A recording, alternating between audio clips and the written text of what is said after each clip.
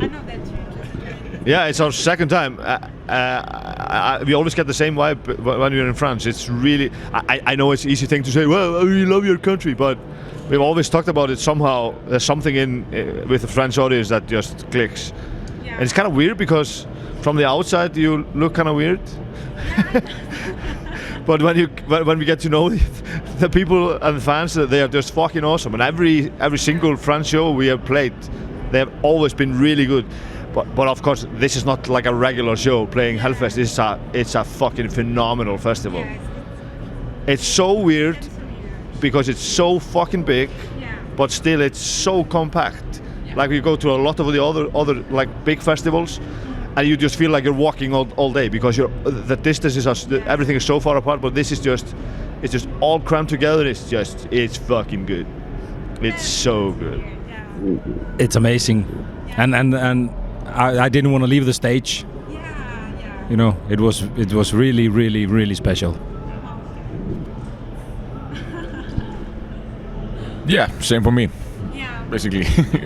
No, this show was something else. So, and like Pippi said, you know, France has always somehow clicked, and when people, ever since we started touring, and people are asking me, you know, where the best crowd is, and I say France, people are just France.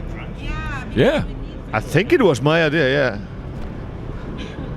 I don't think there's any magic behind it. We kind of like to challenge the stereotypes. I mean, some of them are really cool. I mean, obviously, just Vikings and Dragons are a cliche, but they're cool. But it seems like, not only for heavy metal, but it's very strong with heavy metal, but with all music and probably more entertainment and art, you're always like falling into some kind of a cliche, some category. So, we're gonna do a music video for a heavy metal song. Then we have to have fire and chains. Yeah, and dragons. So no, I think it's both just about challenging that, and also we like to connect with people, just be ourselves. And I remember when we were releasing our first album, and the record label, they almost like demanded that we were like Viking clothes on stage. It would look like, what? Why? We would never do that. I just want to wear black jeans like I normally do. So I think it's something to do with that. Just challenging like stereotypes and just be fucking normal, for fuck's sake. And it was fun. It was just a fun thing to do. We did it actually the summer you got married. Yeah, the day before my wedding. Day before your wedding. Day before your wedding. And it's in it's where I grew up. So this is the place where I honestly, it sounds like a cliche.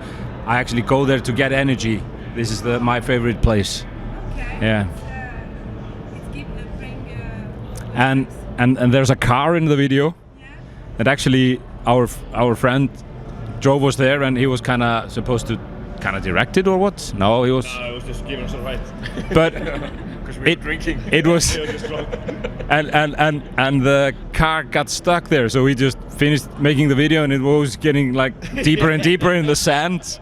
So it was like, should we just leave the car? And it's like a vintage cool car. What's happened to the car? Yeah, we got it out somehow. Yeah. Okay. But it was a good good one. That's the tough part. It's not easy. And we work back home. We have other, Does someone is a teacher? Yeah. We're teachers. I have my own music school, so I teach there and try to have somebody else teach when I'm on tour. Okay. You're doing the best job, though. What? Am I? The best job. Yeah, I used to be. I'm an educated teacher, and I used to work as a teacher. But for the last few years, I've been working as a house painter. Been doing that on and off for rock and roll. And for me, it's not that difficult work-wise to go on tour. Okay.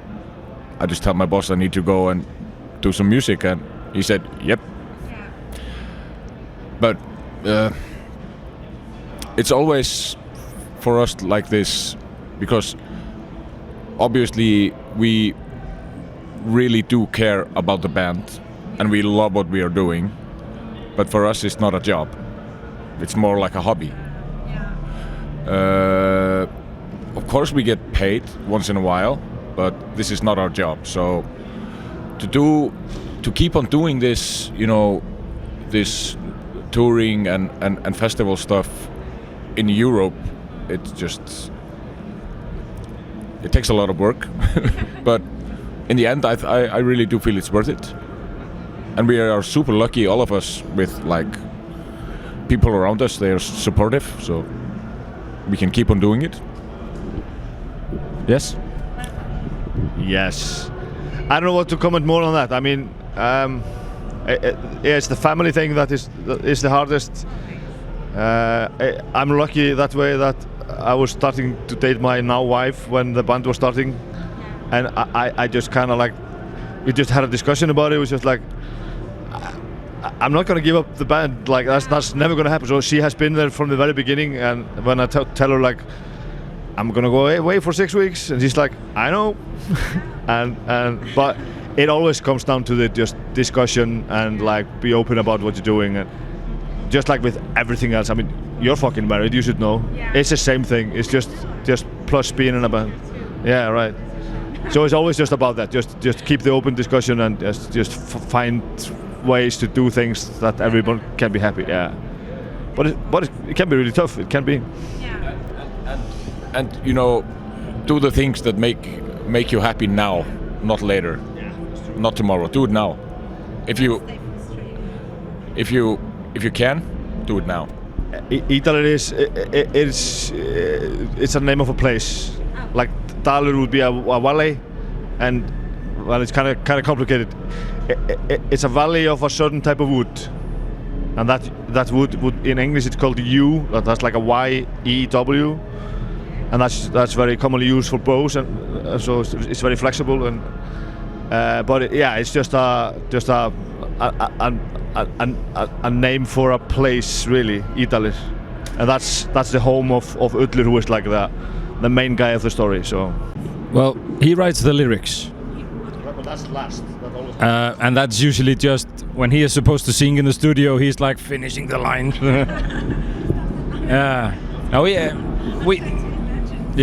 And we talk about the themes, and he tells us what he's been thinking about.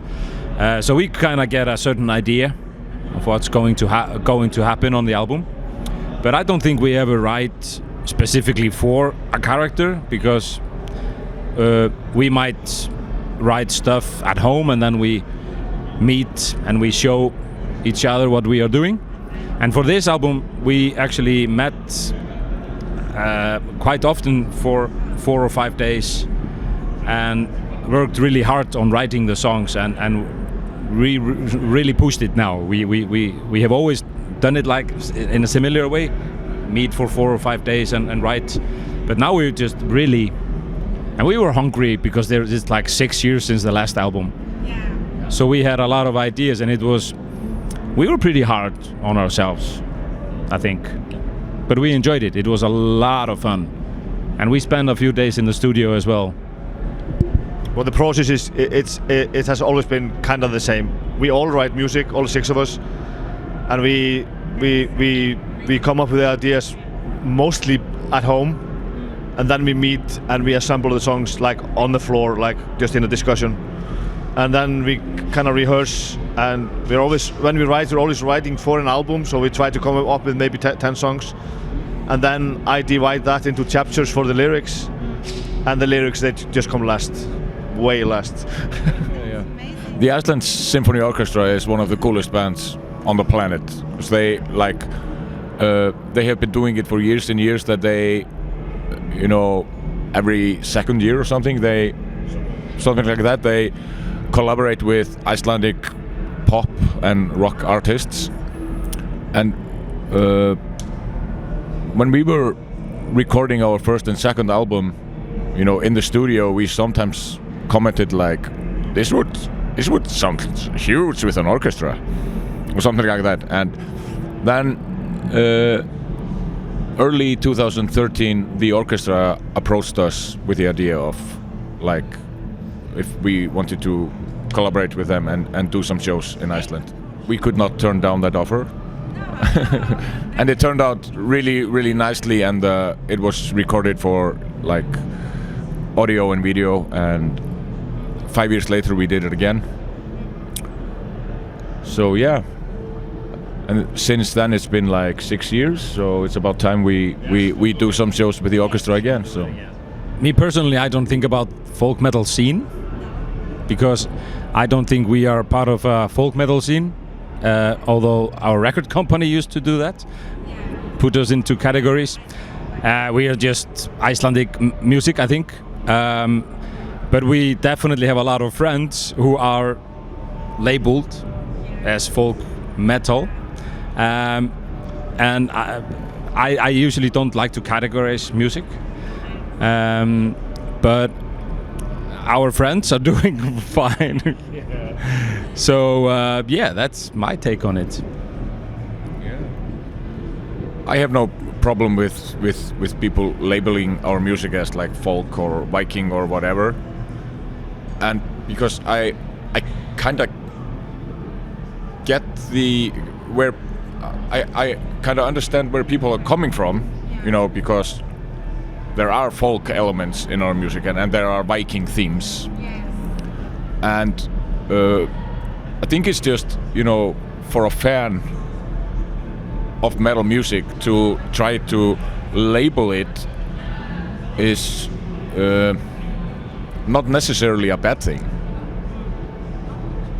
Not necessarily. Like when example for myself, when I am you know, listening to new music and finding new artists, and you know, to see this and that band are this genre, you know, makes me more eager to try them out. But we ourselves, we do not consider ourselves to be folk or Viking metal. We are just a metal band. But I understand where people are coming from labeling the music. But I think as with every hype, like it was a huge like folk metal hype like 15-20 years ago, and like with every hype like that, when it like kind of dies out because it's not that super popular anymore, then you can really see the best bands and the most prolific bands that really put themselves into it, because they stay alive, because they rise above the hype. So in a way, that it's a cool thing to witness that everybody's doing it, and then 10 years later you see like, oh, they were the guys who were really doing it. The movie Casablanca is one of my favorite movies ever. Yes, yeah. I bought it on Blu-ray. I bought it on Blu-ray on the last tour. You did? Yeah. So yes. The short answer is absolutely. I mean, we obviously we're having the time of our lives, and I'm just visiting new places and seeing new faces is just, that's the best thing. And when it's like a little bit more exotic than we are used to, then even fucking better. That would be nice. And Morocco, and the food there is fantastic. Everything, I know. So just skip the music and just straight to food. So we can come to the festival, we don't even have to play, we just eat food and have fun. We just come to catering and that's it. We just love playing here. Each and every time we've been coming here for more than 10 years, 15 years now? 13 years? It's 13 years since we played France the first time. And I just want to emphasize what Bobby said before. And this is not us just saying stuff. It's somehow, it has always clicked. And for me, same as him, it's my go-to answer, because we get this question a lot. Where on the planet is the most fun to play? And my first answer is usually, surprisingly, it's fucking France. So just keep up what you're doing, because it's fucking good.